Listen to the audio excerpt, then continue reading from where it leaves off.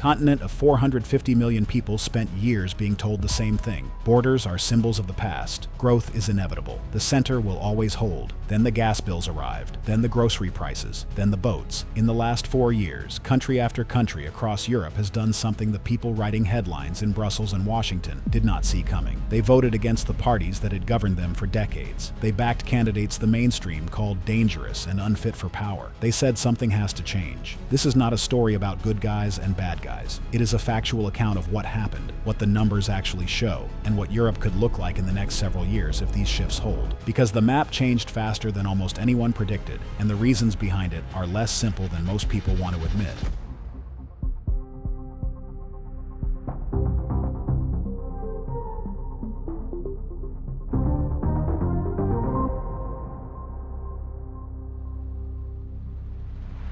How Europe got to this point. To understand what is happening across Europe right now, it helps to start with 3 consecutive shocks that landed on ordinary households inside of 3 years. The first was a global pandemic that shut down economies, eliminated millions of jobs, and forced governments to borrow and spend at levels not seen since World War II. European governments collectively took on enormous debt loads to keep businesses alive, and workers paid through lockdowns. The bills from that borrowing were still being counted when the second shock arrived. In February 2022, Russia invaded Ukraine. Europe had spent decades building deep dependency on Russian natural gas. That dependency became a weapon almost overnight. Wholesale gas and electricity prices across the continent rose to their highest levels in recorded history. The ripple went through everything. Inflation across the 27 European Union member states averaged 9.9% in February 2023. For ordinary families, that meant choosing between heating and eating. For businesses, it meant shutting down or passing costs directly to customers. Wages did not keep up. The third shock was the migration question, which had never actually gone away since 2015. At the peak of that original crisis, more than 2.3 million irregular crossings into the EU were recorded in 2015 and 2016 combined. Numbers came down and stayed lower for several years, then they climbed again. In 2023, there were 275,000 irregular arrivals recorded across EU borders. The political conversation about who was arriving, where they were going, and what resources they were using ran alongside the cost of living crisis in the minds of voters who felt their governments had lost grip of basic things. These 3 things combined into a slow-building political charge. The mainstream parties that had governed most of Europe for decades had been in charge during all of it. The voters knew it. What they chose instead is the story that still has not finished playing out. The country that started the visible shift was one of the oldest members of the bloc, and its choice shocked even people who thought they had seen everything. Italy and the woman they said would destroy everything. Italy's political history since World War II is a story of constant change and near constant instability. The country cycled through more than 65 governments in roughly 70 years. Coalition collapses and snap elections are simply part of the calendar. So when a hard-right alliance won the September 2022 election, some in Rome shrugged. What made this different was the party leading that alliance. Fratelli d'Italia, Brothers of Italy, received less than 2% of the vote in the 2013 national election. By September 2022, it had reached 26%. The right-wing alliance as a whole won 43.7%. On October 21, 2022, Giorgia Meloni became Italy's first female prime minister. The right-wing alliance she led was described by international media as the most right-wing Italian government since the end of World War II, given the party's historical roots in post-fascist politics. The predictions that followed were consistent. She would destroy Italy's relationship with the European Union. She would wreck the economy with reckless spending. She would turn Italy into something unrecognizable to its allies. Diplomatic voices in Brussels spoke openly about concern. None of that happened at the scale predicted. Meloni's government did not blow up EU relations. She aligned Italy firmly with Western support for Ukraine, which many had not expected. On the economy, she ran a tighter fiscal ship than several of her predecessors. On immigration, her record was messier. Italy recorded 105,000 irregular sea arrivals in 2022, and that number surged to 157,000 in 2023. The government signed a landmark deal with Albania to establish offshore processing centers for migrants intercepted, before reaching Italian shores, a concept so novel that British Prime Minister Keir Starmer traveled to Rome specifically to learn from it. By 2024, sea arrivals had dropped by around 60% compared to 2023 levels. In the June 2024 European Parliament elections, Italian voters gave Meloni a stronger mandate than she had won nationally in 2022. Her party took nearly 29% of the Italian vote in those EU elections, making it the single largest vote share of any party in the country. Whatever the establishment had expected, Italian voters had a different answer. Italy was the first major signal, but it was far from the last, and the countries that followed produced results that were in some ways even more striking. Look at this. Look at the fucking states of the city. This is Rome, guys. Like the Casbah. This looks like... Look, this is Rome, this is Europe. Does this look like Europe? I don't see a single Italian here, guys.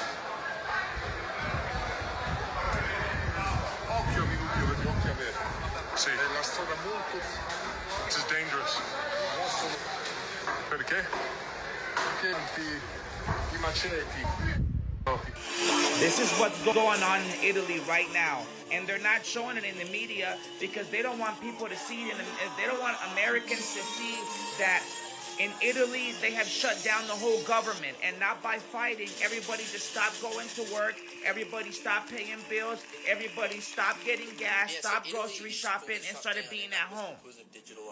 And the fucking whole shit shut down. People, we have to do this. They're going to be enslaved to this digital system. So instead of rioting or storming the Capitol like they did in Nepal, they just decided to stop spending money, to just stop being a part of the system. France, the earthquake that almost happened. France has its own version of this story, and it ended differently than Italy's.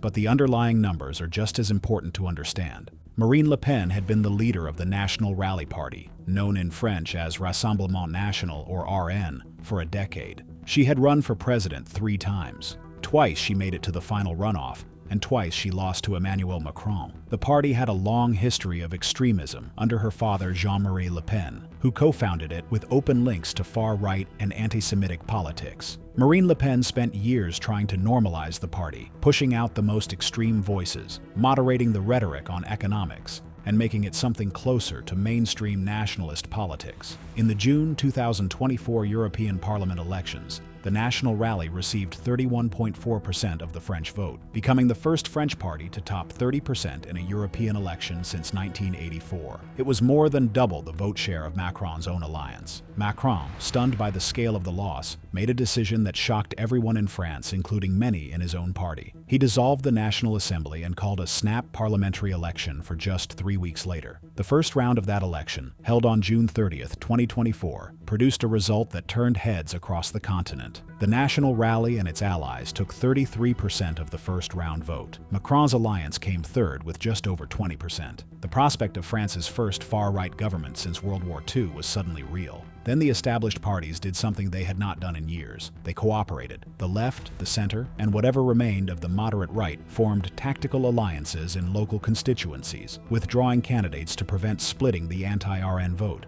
The strategy worked. In the second round on July 7th, a left-wing alliance called the New Popular Front won the most seats, followed by Macron's centrists, with the National Rally finishing third, despite having led the first round. Bardella never became prime minister. The National Rally still won 125 seats in the National Assembly, its largest ever parliamentary group, making it the third largest force in French politics by seats. It had been stopped from power, but it had not been stopped from growing. Then came an additional turn. In March 2025, a Paris court found Marine Le Pen guilty of embezzling European Parliament funds over a period from 2004 to 2017. The scheme involved using EU money allocated for parliamentary staff to instead pay party workers inside France. The court estimated the total damage at over 3 million euros. Le Pen was sentenced to 4 years in prison, 2 suspended, fined 100,000 euros, and crucially banned from holding public office for 5 years effective immediately. That ban removed her from the 2027 presidential race, where she had been polling as the frontrunner. Le Pen called the ruling political and filed an appeal. Her party called it a democratic scandal. The legal process will now determine whether the ban holds before 2027. Her likely replacement as presidential candidate is Jordan Bardella, the 29-year-old party president, who is popular within the RN but has limited governing experience.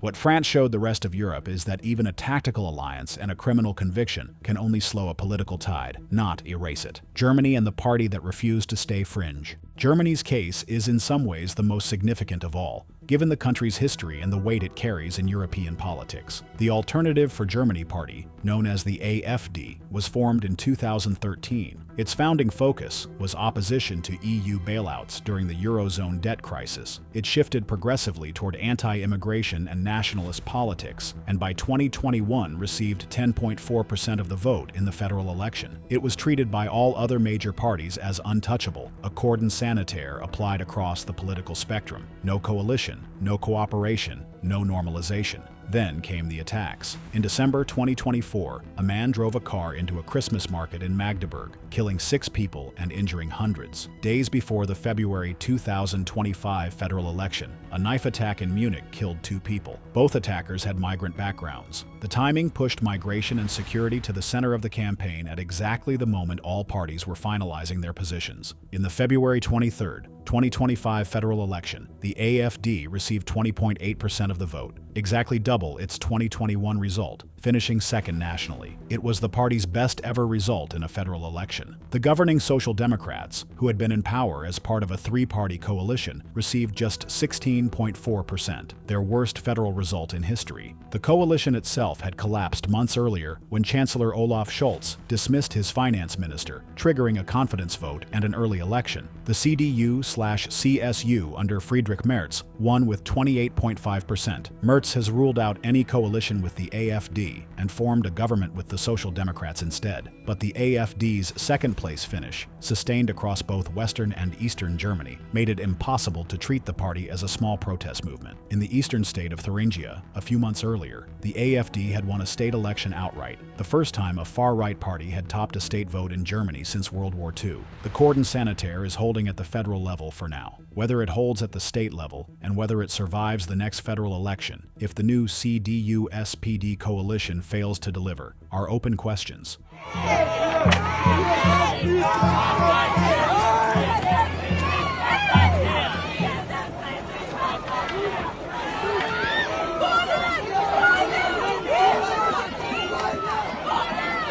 Germany's government has been in office for exactly 1 year, and it's already collapsing. Hi, I'm Emily, and I talk about German politics. Chancellor Merz's approval rating is 29%. 3/4 of Germans are saying that they are frustrated with the government, and last week, Merz went on national TV to publicly warn his coalition partner, the SPD, to stop blocking him. The situation: the CDU and the SPD only have 12 seats more than they need for a majority, 12. Any rebellion, any defection, any failed vote, and it's completely over. And both parties are hemorrhaging support. The SPD is polling at around 15%. The AfD, the far right, is now leading nationally. So why are these two parties even together? Because they had no other option. Nobody wanted to govern with the AfD, and no other combination added up. Germany built a system designed to force compromise, but right now the compromise is not working and nobody has a plan B. The AfD's rise in Germany changed the EU calculation fundamentally, because Germany is the bloc's largest economy and its political anchor. What happens in Berlin matters in a way that Vienna or Rome simply does not. And the picture in Vienna itself was already alarming enough. Austria and the Netherlands, where the old rules stopped working. Austria held its parliamentary election in September 2024. The result was historic in the precise, literal meaning of that word. The Freedom Party of Austria, the FPO, won of the vote, finishing first in a national election for the first time in Austrian history. Its leader, Herbert Kickl, had campaigned on a platform of near-zero immigration, described in his own slogan as Fortress Austria, and sharp skepticism toward EU policies. Every other party in Austria had publicly ruled out governing with Kickl before the election. This created a situation with no clean resolution. The party that won the most votes was locked out of forming a government because its potential partners refused to enter a room with its leader. The Austrian People's Party, the center-right incumbent party that came second with 26%, attempted coalition talks with the FPO, but they collapsed in early 2025 after the two sides could not agree on who would control the interior ministry. Austria's president eventually tasked Kickl himself with attempting to form a government. Those talks with the People's Party under new leadership continued into 2025. The outcome remains uncertain, but the central fact does not. The most popular party in Austria cannot be waved away. The Netherlands provided its own version of this in November 2023. Geert Wilders had been in Dutch politics for decades, known primarily for his hardline anti-Islam positions and calls to ban the Quran. His party had never broken through to lead a government. In the 2023 Dutch election, his Party for Freedom won 37 seats in the 150-seat parliament, the largest share of any single party. Wilders spent months negotiating a coalition and became part of the new Dutch government formed in May 2024, the most right-wing government in the country's modern history. That government collapsed in June 2025, just over a year after it formed, when coalition partners withdrew over disagreements on asylum policy of all things. The collapse was proof that governing is harder than winning, but the vote that produced it was real, and it reflected something genuine in Dutch society that had been building for years. Two countries where the far right reached the top of the vote, but hit walls when it came to actually governing. That gap between winning and ruling is the defining tension of this moment across Europe. Hungary and the long view. While the rest of Europe is watching these changes happen in real time, one country went through this shift much earlier and has now been living with it for 15 years. Viktor Orban first became Hungary's prime minister in 1998, lost power in 2002, and returned in 2010 with a parliamentary supermajority that allowed him to rewrite the constitution. He has won every election since. His Fidesz party has governed continuously since 2010, making Hungary the longest-running case study in what right-wing nationalist government actually looks like at scale. Orban built what he calls an illiberal democracy. He restructured the court system, changed electoral rules in ways that made it harder for opposition parties to compete, took effective control of most of the major media outlets in Hungary through allied businessmen, and made opposition to mass migration the central pillar of his foreign and domestic identity. Hungary built a razor-wire fence along its border with Serbia in 2015 and has refused every EU request to accept migrant relocation quotas since. The European Court of Justice fined Hungary €200 million in June 2024 for failing to comply with EU asylum rules, with an additional €1 million per day until compliance. Orban said Hungary would not change its approach regardless. His approval at home has remained solid enough to keep winning elections. His influence across Europe has grown as the parties that share his general direction have increased their own vote shares. He has cultivated relationships with right-wing governments and movements across the continent. He held the EU's rotating presidency in the second half of 2024 and used it to push his own agenda, traveling to Moscow and Beijing on trips his EU partners did not endorse. Hungary shows both the ceiling and the floor of this political model.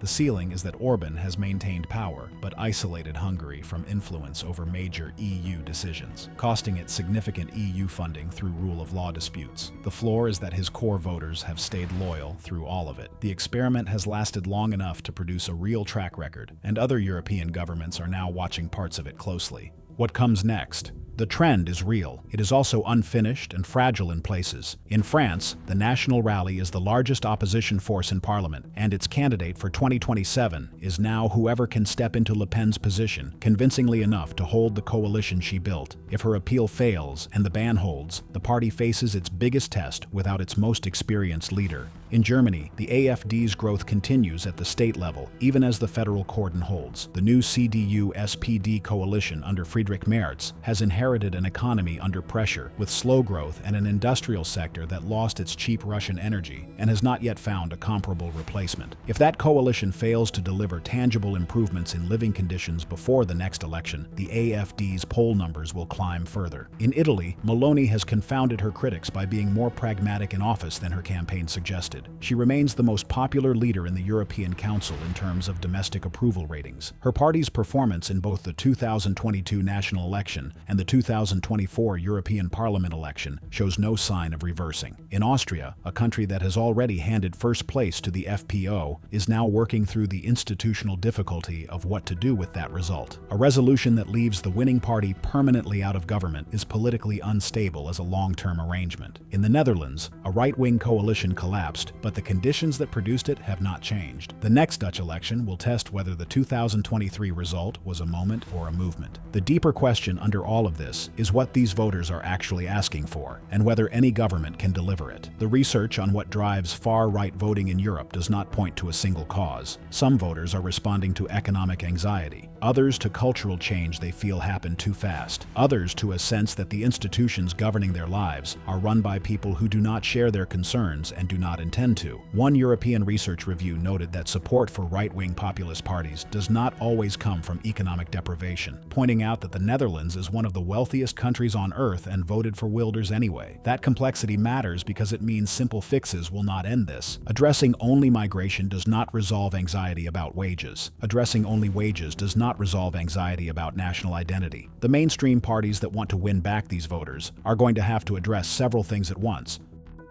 over a sustained period. Europe has bent in dramatic directions before and found its way back to something stable. It has also, in its darker chapters, failed to find that balance in time. The difference between those outcomes historically has usually come down to whether governing institutions could absorb the pressure and produce results before the frustration outran the system. That question is still open. The votes are still being cast, and the people casting them are not going to stop until convincingly. If this breakdown gave you something to think about, the next one goes deeper still. Subscribe and turn on notifications. It is the only way to catch it when it drops.